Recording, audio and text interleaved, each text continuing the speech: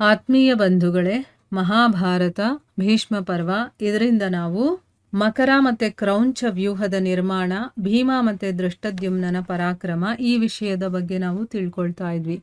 ಹೋದ ಭಾಗದಲ್ಲಿ ನಾವೇನ್ ತಿಳ್ಕೊಂಡ್ವಿ, ಪಾಂಡವರು ಮತ್ತೆ ಕೌರವರು ಯಾವ ರೀತಿ ಹೊಡೆದಾಡ್ತಾ ಇದ್ದಾರೆ ಅಂತೆಲ್ಲ ಸಂಜಯ ಹೇಳ್ತಾ ಇದ್ದ. ಆಗ ಧೃತರಾಷ್ಟ್ರ ಕೇಳ್ತಾನೆ, ನಮ್ಮ ಸೈನ್ಯದಲ್ಲಿ ಬೇಕಾದಷ್ಟು ಗುಣ ಇದೆ, ಯೋಧರಿದ್ದಾರೆ, ವ್ಯೂಹದ ನಿರ್ಮಾಣ ಕೂಡ ಆಗಿದೆ, ಮತ್ತೆ ನಮ್ಮ ಸೈನ್ಯದಲ್ಲಿರುವಂಥ ಯೋಧರು ತಮ್ಮ ಇಚ್ಛೆಯಿಂದ ನಡೆಯುವಂಥವ್ರು, ತುಂಬ ಪ್ರಸನ್ನರಾಗಿರುವಂಥವ್ರು, ನಮ್ರರಾಗಿರುವಂಥವ್ರು, ಮತ್ತು ಯಾವುದೇ ದುರ್ವ್ಯಸನಗಳಿಲ್ಲ, ಮತ್ತು ವೃದ್ಧರೂ ಅಲ್ಲ, ಬಾಲಕರೂ ಅಲ್ಲ, ಅವರು ದಪ್ಪಗೂ ಇಲ್ಲ ಮತ್ತು ದುರ್ಬಲರೂ ಅಲ್ಲ, ಕೆಲಸ ಮಾಡೋದಲ್ಲಿ ತುಂಬ ನಿಸ್ಸೀಮರಾಗಿರುವಂಥವ್ರು, ಕವಚ ಅಸ್ತ್ರಶಸ್ತ್ರಗಳು ಎಲ್ಲವೂ ಇದೆ, ಮತ್ತು ಎಲ್ಲ ರೀತಿಯ ಅಸ್ತ್ರಶಸ್ತ್ರಗಳನ್ನು ಸಂಚಾಲನೆ ಮಾಡೋದು ಕೂಡ ಗೊತ್ತಿದೆ. ಇನ್ನು ಬೇಕಾದಷ್ಟು ರಾಜರು ನಮ್ಮ ಕಡೆ ಬಂದು ಸೇರ್ಕೊಂಡಿದಾರಲ್ಲ, ಅವರು ಸ್ವ ಇಚ್ಛೆಯಿಂದ ಬಂದಿರುವಂಥವ್ರು, ಅವರೂ ಕೂಡ ತುಂಬ ಜಗತ್ತಲ್ಲೇ ಗೌರವ ದೃಷ್ಟಿಯಿಂದ ನೋಡುವಂಥವ್ರು, ಅಂದರೆ ಅವ್ರಿಗೆ ಅಷ್ಟೊಂದು ರೆಸ್ಪೆಕ್ಟ್ ಇದೆ ಅಂತ ಅವರೆಲ್ಲರೂ ನಮಗೆ ಸಹಾಯ ಮಾಡೋದಕ್ಕೆ ಬಂದಿದ್ದಾರೆ. ದ್ರೋಣಾಚಾರ್ಯರು, ಭೀಷ್ಮ, ಕೃತವರ್ಮ, ಕೃಪಾಚಾರ್ಯ, ದುಶ್ಯಾಸನ, ಜಯದ್ರಥ, ಭಗದತ್ತ, ವಿಕರ್ಣ, ಅಶ್ವತ್ಥಾಮ, ಶಕುನಿ ಮತ್ತು ಬಾಹ್ಲಿಕ, ಈ ರೀತಿಯ ಮಹಾವೀರರಿಂದ ನಮ್ಮ ಸೈನ್ಯ ಸುರಕ್ಷಿತವಾಗಿದೆ. ಆದರೂ ಕೂಡ ಅದು ಕೊಲ್ಲಲ್ಪಡ್ತಾ ಇದೆ.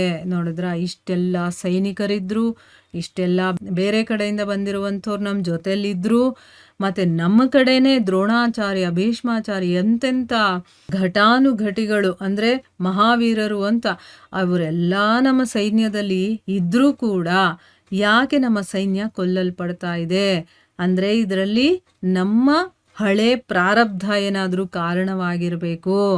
ಹಿಂದೆ ಮನುಷ್ಯರು, ಪ್ರಾಚೀನ ಋಷಿಗಳೂ ಕೂಡ ಇಷ್ಟು ದೊಡ್ಡ ಯುದ್ಧವನ್ನು ಯಾವತ್ತೂ ನೋಡಿರ್ಲಿಲ್ವೇನೋ.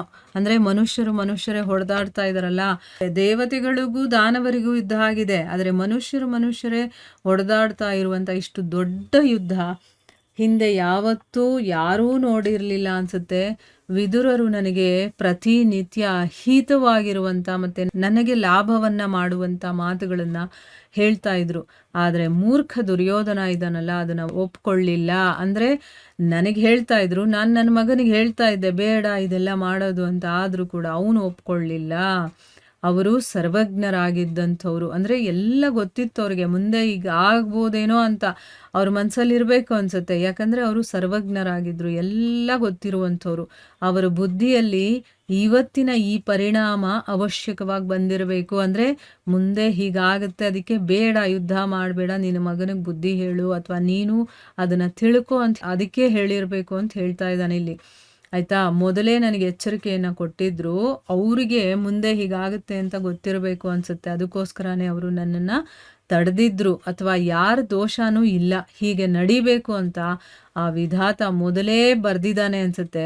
ಅವನು ಹೇಗೆ ಬರೆದಿದ್ದಾನೋ ಅದು ಆ ರೀತಿ ಆಗುತ್ತೆ, ಅದನ್ನು ಯಾರೂ ತಪ್ಪಿಸ್ಕೊಳ್ಳೋದಕ್ಕಾಗೋದಿಲ್ಲ ಅಂತಂದ್ಬಿಟ್ಟು ಇಲ್ಲಿ ಹೇಳ್ತಾ ಇದ್ದಾನೆ. ಮೊದಲು ತಾನು ಆಸೆಪಟ್ಟ ತನ್ನ ಮಗನಿಗೆ ಅವನು ತಿದ್ದಲಿಲ್ಲ. ತನ್ನ ಮಗ ತುಂಬಾ ಅವನು ಹಠವಾದಿ, ಅವನು ಒಪ್ಕೊಳ್ಳೇ ಇಲ್ಲ. ವಿದುರರು ಬೇಕಾದಷ್ಟು ಸರಿ ಅದನ್ನು ಹೇಳಿದ್ದಾರೆ, ನಿನ್ನ ಮಗನಿಗೆ ಬುದ್ಧಿ ಹೇಳು, ಈ ರೀತಿ ಮಾಡಬೇಡ ಅಂತ, ಆದರೂ ಕೂಡ ಅವನು ಒಪ್ಕೊಳ್ಳಿಲ್ಲ.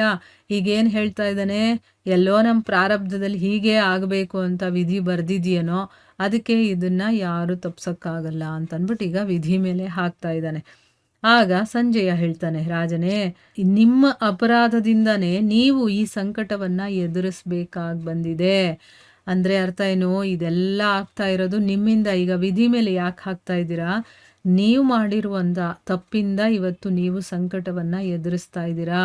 ಮೊದಲು ಯಾವ ಜೂಚಿನ ಆಟ ಆಗಿತ್ತೋ, ಜೂಜಾಡ್ತಾರಲ್ವ, ಮತ್ತು ಈ ದಿನ ಪಾಂಡವರ ಜೊತೆ ಯಾವ ಯುದ್ಧ ನಡೀತಾ ಇದೆಯೋ, ಇದೆರಡರಲ್ಲೂ ಕೂಡ ನಿಮ್ಮ ದೋಷನೇ ಇರೋದು ಅಂತ ಹೇಳ್ತಾ ಇದ್ದಾನೆ. ಮೊದಲು ಜೂಜ್ ಆಡಬಾರ್ದಾಗಿತ್ತು, ಅಲ್ಲೇ ನೀವು ನಿಲ್ಲಿಸ್ಬೋದಾಗಿತ್ತು, ಅದನ್ನು ಮಾಡಲಿಲ್ಲ. ಈಗ ಯುದ್ಧ ನಡೀತಾ ಇದೆಯಲ್ಲ, ಇದು ಕೂಡ ನಿಮ್ಮಿಂದನೇ ಆಗ್ತಾ ಇರೋದು. ನೀವು ತಡೆದಿದ್ರೆ ಇದು ನಿಲ್ತಾ ಇತ್ತು, ಆದರೆ ಮಗನ ಮೇಲಿರುವಂಥ ಮೋಹದಿಂದ ಈ ರೀತಿ ಎಲ್ಲ ಆಗೋದಕ್ಕೆ ನೀವೇ ಕಾರಣ ಅಂತ ಹೇಳ್ತಾ ಇದ್ದಾನೆ. ಈ ಲೋಕದಲ್ಲಿ ಅಥವಾ ಪರಲೋಕದಲ್ಲಿ ಮನುಷ್ಯ ತಾನು ಮಾಡಿದ ಕರ್ಮವನ್ನು ತಾನೇ ಭೋಗಿಸ್ಬೇಕಾಗತ್ತೆ, ಬೇರೆ ಯಾರೂ ಅಲ್ಲ. ನಿಮಗೂ ಕೂಡ ಕರ್ಮಾನುಸಾರ ಉಚಿತ ಫಲ ಅಂದರೆ ಸರಿಯಾದ ಫಲನೇ ಸಿಕ್ಕಿದೆ ನಿಮಗೆ. ಈ ಮಹಾ ಸಂಕಟವನ್ನು ಧೈರ್ಯದಿಂದ ಸಹಿಸ್ಕೊಳ್ಳಿ. ಯಾಕಂದರೆ ಮಾಡಿದ್ದುಣ್ಣೋ ಮಾರಾಯ ಅಂತ ಹೇಳ್ತಾರಲ್ಲ, ನೀವು ಮಾಡಿರೋ ಪಾಪಕ್ಕೆ ಈಗ ಫಲ ಸಿಗ್ತಾ ಇದೆ. ಅದನ್ನು ನೀವು ಇವಾಗ ಧೈರ್ಯದಿಂದ ಮತ್ತು ಸಮಾಧಾನದಿಂದ ಸಹಿಸ್ಕೊಳ್ಬೇಕು ಅಂತ ಹೇಳ್ತಾ ಇದ್ದಾನೆ. ಮತ್ತು ಈಗ ಯುದ್ಧದ ಇನ್ನು ಉಳಿದಂಥ ವೃತ್ತಾಂತ ಇದೆಯಲ್ಲ, ಅದನ್ನು ಕೂಡ ಸಾವಧಾನದಿಂದ ಕೇಳಿಸ್ಕೊಳ್ಳಿ.